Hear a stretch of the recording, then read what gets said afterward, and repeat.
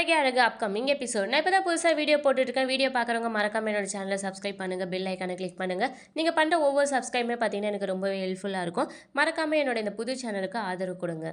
பாக்கியராஜ் பார்த்தீங்கன்னா கோவமா தங்கராஜ் வீட்டுக்குள்ளே வராரு.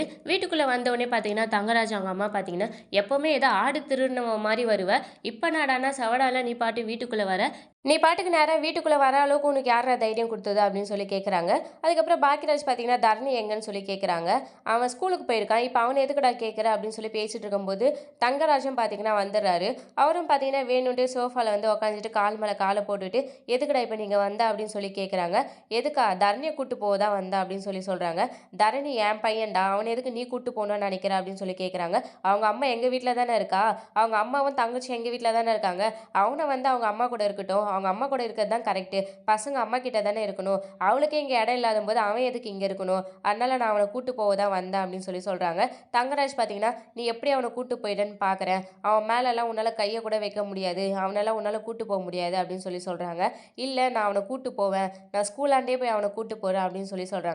கண்டவெல்லாம் போனால் ஸ்கூலாண்டேருந்து அவனை கூட்டு போக முடியாது, பெற்றவங்க போனால் மட்டும்தான் அனுப்புவாங்க அப்படின்னு சொல்லி சொல்கிறாங்க. பாக்கியராஜ் பார்த்தீங்கன்னா அதையும் நான் பார்த்துக்கிறேன், நான் கூட்டு போவேன் அப்படின்னு சொல்லி சொல்கிறாங்க. நீ கூட்டு போனால் உன் கையை காலை உடச்சிட வேண்டாம் அப்படின்னு சொல்லி தங்கராஜ் சொல்கிறாரு.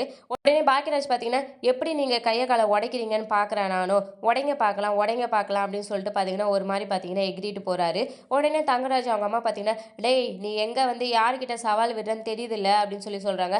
அதெல்லாம் எனக்கு தெரியுது, நான் தண்ணியை கூட்டு போயே தீருவேன், அவன் என் தங்கச்சி கூட என் வீட்டில் தான் இருக்கணும் அப்படின்னு சொல்லி சொல்கிறாங்க. உடனே தங்கராஜ் அவங்க அம்மா பார்த்தீங்கன்னா யாரா இவன், என்னடா நினச்சிட்டு இருக்க, தங்கச்சிக்கும் தங்கச்சி வீட்டுக்காருக்கும் பிரச்சனைனா அதை சேர்த்து சுமூகமாக அவங்க ரெண்டு பேரையும் சேர்த்து விட்டு வாழ வைக்கணும்னு பார்ப்பாங்க, நீ நடனா அவங்க ரெண்டு பேரும் பிரித்து விட்டு வேடிக்கை பார்த்துட்ருக்க அப்படின்னு சொல்லி சொல்கிறாங்க. ஆமாம் என் தங்கச்சி இங்கேருந்து உங்ககிட்டலாம் கொடுமை பண்ணுறதுக்கா, நீங்கள் போட்டு அடிப்பீங்க கொடுமை பார்த்துவீங்க, அதெல்லாம் நாங்கள் பார்த்துட்டு சும்மா இருக்கணுமா அப்படின்னு சொல்லி சொல்கிறாங்க. யாரா உன் தங்கச்சி கொடுமை பார்த்துட்டு இருக்கா, இங்கன்னா இல்லாத வசதி வாய்ப்பா அப்படின்னு சொல்லி கேட்குறாங்க. ஏன் என் தங்கச்சின்னா இதுக்கு முன்னாடி வசதி வாய்ப்போட வந்தா, எங்கள் வீட்டில் இருந்த கஷ்டத்தெல்லாம் அனுபவிச்சுட்டு தானே உங்களுக்கு உங்கள் வீட்டுக்கு வந்தா, அதெல்லாம் வசதி வாய்ப்பு இல்லைனாலும் அவளை இருந்துக்குவா, அவளை எப்படி பார்த்துக்கணும்னு எனக்கு தெரியும் அப்படின்னு சொல்லிட்டு பார்த்தீங்கன்னா சவால் விடுறாரு. ரேவதி இங்கே வருவான்ட்டு கனவுல கூட நினச்சி பார்க்காதீங்க, கண்டிப்பாக நான் அவளை அனுப்ப மாட்டேன், அவள் பசங்களும் அவ கூட தான் இருப்பாங்க, நான் தரணியும் கூட்டு போய் தான் தீருவேன் அப்படின்னு சொல்லிட்டு பார்த்தீங்கன்னா பாக்கியராஜ் அங்கேருந்து கிளம்பிடுறாங்க. உடனே தங்கராஜ் அவங்க அம்மா பார்த்தீங்கன்னா நீ பார்த்துக்கூடா, உன்னை பார்த்து பயங்கி நடுங்கி பேசிட்டு இருந்தவன் எனக்கு வீட்டுக்குள்ளே வந்து சவால் விட்டுட்டு போகிறான், அதுவும் சவடால பேசிட்டு போகிறான், நீ என்ன பண்ணுவ ஏது பண்ணுவேன்னு எனக்கு தெரியாது தங்கராஜ், ரேவதி இங்கே வந்தே ஆகணும் அப்படின்னு சொல்லி சொல்கிறாங்க.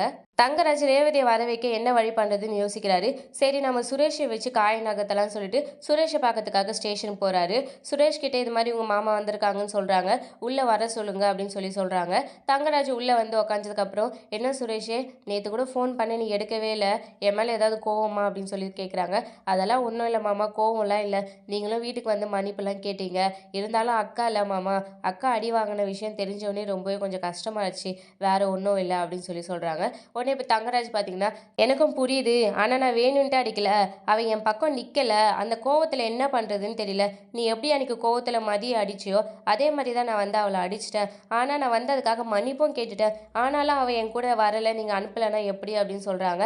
அதெல்லாம் ஒன்றும் இல்லை மாமா, அப்பாவே 2 நாள் அமுச்சு வச்சுட்டேன்னு தான் சொல்லியிருக்காரு, 2 நாள் அக்காவே வந்துருவாங்க அப்படின்னு சொல்லி சொல்கிறாங்க. உங்கள் அப்பாவே ஒத்துக்கிட்டாலும் உங்கள் அண்ணன் ஒத்துக்க மாட்டான் போலேடா, அவன் என்னடா அந்த அளவுக்கு பேசிகிட்டு இருக்கான் அப்படின்னு சொல்லி சொல்கிறாங்க. ஆமாம் மாமா, நானே எவ்வளோ சொல்லி பார்த்துட்டேன், அண்ணன் தான் இந்த மாதிரி பண்ணிகிட்ருக்கு, ஆனாலும் அப்பா அமுச்சு வச்சிருவாரு அப்படின்னு சொல்கிறாங்க. ஆனாலும் உன் அண்ணன் ஒத்துக்க மாட்டான்டா, உன் அண்ணன் பேச்சு கேட்டுட்டு உன் தங்கச்சியும் வரமாட்டா அப்படின்ற மாதிரி சொல்கிறாங்க. அதெல்லாம் இல்லை மாமா நான் பார்த்துக்கிறேன் அப்படின்னு சொல்கிறாங்க. சரி நீ கொஞ்சம் அவங்ககிட்ட பேசு அப்படின்னு சொல்லி சொல்கிறாங்க. நீ சாப்பிட்டியாடான்னு சொல்லி கேட்குறாங்க. சாப்பிட்டேன் மாமா அப்படின்னு சொல்கிறாங்க. சரி நீ சாப்பிடலன்னு ஒரு நல்ல ஹோட்டலுக்கு ஒன்று கூப்பிட்டு போகலான்னு நினச்சேன்டா, சரி நீ உன் அண்ணன்கிட்ட பேசு அப்படின்னு சொல்லிட்டு சரி குடும்ப விஷயத்தெல்லாம் விடு, நான் உங்ககிட்ட முக்கியமான ஒரு விஷயத்த சொல்ல தான் வந்தேன், நீ இன்ஸ்பெக்டராக ஆனால் உனக்கு எப்படி இருக்கும் அப்படின்னு சொல்லி கேட்குறாங்க. என்னம்மா விளையாடுறீங்க அப்படின்னு சொல்லி சொல்கிறாங்க. சொல்லுடா சும்மா அப்படின்னு சொல்லி கேட்குறாங்க. இல்லைடா நீ இன்ஸ்பெக்டர் ஆனால் எப்படி இருக்கும் நீ சொல்ல அப்படின்னு சொல்லி சொல்கிறாங்க. உடனே சுரேஷ் பார்த்தீங்கன்னா நல்லா தான் இருக்கும் மாமா, ஆனால் நான் எங்கேருந்து இன்ஸ்பெக்டர்லாம் ஆகுறது, இந்த சப் இன்ஸ்பெக்டர் உங்களால் தான் ஆனேன், அதுக்கே நீங்கள் தான் காரணம் அப்படின்னு சொல்லி சொல்கிறாங்க. எனக்கு தெரிஞ்சு நீ இன்னும் ஒரு வருஷத்தில் இன்ஸ்பெக்டர் ஆகிடுவடா, அதுக்கான முயற்சி நான் எடுத்துகிட்டு தான் இருக்கேன், எனக்கு தெரிஞ்ச ஒருத்தரை பார்க்க போயிருந்தேன், அப்போ ஒன்று ப்ரொமோஷனை பற்றி பேசிகிட்டு இருந்தேன் அப்படின்னு சொல்லி சொல்கிறாங்க. நீங்கள் வேற மாமா எனக்கு எங்கேருந்து இப்போலாம் ப்ரொமோஷன்லாம் கிடைக்கும், நான் எப்படியும் சப் இன்ஸ்பெக்டர் ஆனதே பெரிய விஷயம் நான் நினச்சிட்டு இருக்கேன் அப்படின்னு சொல்லி சொல்கிறாங்க. அதுக்கப்புறம் தங்கராஜ் பார்த்தீங்கன்னா அதெல்லாம் இல்லைடா, நான் உன்னை பற்றி பேசிட்டு பேசிட்ட, உன்னோட ப்ரொமோஷனுக்காக பேசியிருக்க. கண்டிப்பா இந்த வருஷத்துக்குள்ள நீ ஒரு நல்ல ஒரு போஸ்டிங்க்கு நீ கண்டிப்பா போவ அப்படின்னு சொல்றாங்க. உடனே சுரேஷ் பார்த்தீங்கன்னா இழிக்க ஆரம்பிச்சுறாரு. உண்மையாவா மாமா? உண்மையாவா மாமான்னு சொல்லிட்டு கையெல்லாம் குடுக்குறாரு. ரொம்ப நன்றி மாமா. ஏதாவது சாப்பிடுறீங்களா? செய்றீங்களா? எல்லாம் கேட்குறாரு. உடனே தங்கராஜ் பார்த்தீங்கன்னா, என்னடா நான் ஃபர்ஸ்ட்டு வரும்போது மூஞ்ச தொங்க போட்டுட்டு இருந்தேன். இப்ப ஏதாவது சாப்பிடுறீங்களா? செய்றீங்களான்னு கேட்குற. என்ன உன்ன இன்ஸ்பெக்டர் ஆக்குறேன்றதுக்காகவா? அப்படின்னு சொல்லி கேட்குறாங்க. அதெல்லாம் ஒண்ணும் இல்ல மாமா. அக்காவ நீங்க அடிச்சீங்கன்னு ஒரு வருத்தம். மத்தபடி வேற ஒண்ணும் இல்ல அப்படின்னு சொல்லி சொல்றாங்க. அதுக்கப்புறமும் சுரேஷ் பார்த்தீங்கன்னா, மாமா கண்டிப்பா நான் இன்ஸ்பெக்டர் ஆயிடுவேனா? அப்படின்னு சொல்லி கேட்குறாங்க. இதுல என்னடா சந்தேகம்? கண்டிப்பா ஆயிடுவடா அப்படின்னு சொல்லிட்டு பார்த்தீங்கன்னா, அவர் பார்த்தீங்கன்னா மனசுல நினைக்கிறாரு. இப்படி சொல்லி தான்டா உன்னை என் கைக்குள்ள நான் வச்சுன்னு இருக்கணும் அப்படின்னு சொல்லி நினைக்கிறாரு. சரிடா நீ உன் அண்ணன் கிட்ட பேசு. உன் அண்ணன் கிட்ட பேசி உன் அக்காவ எங்க வீட்டுக்கு அனுப்பி வைக்கிற வேலைய பாரு அப்படின்னு சொல்லி சொல்றாங்க. கண்டிப்பா நான் பேசுறேன் மாமா.